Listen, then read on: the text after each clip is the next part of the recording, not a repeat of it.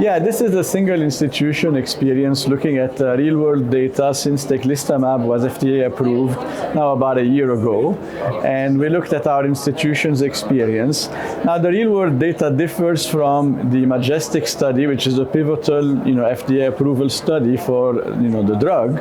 And in the FDA approval study, Majestic patients couldn't have, for example, prior BCMA-directed therapy. The patients had to have a good performance status. They had to have good organ function, good hematologic parameters. Whereas in the standard of care, that was certainly not a requirement.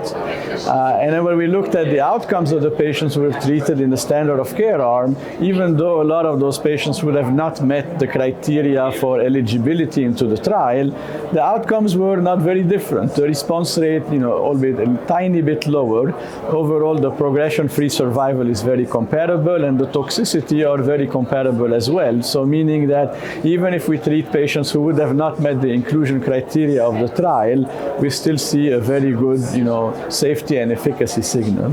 Particularly, we looked at patients who had prior BCMA, directed therapy because, at our center we do a lot of CAR T-cell therapies for patients, and we wanted to specifically look at those patients if they had received Teclistamab, after would they still have a response, that was, suitable, and that was certainly the case and very encouraging to see.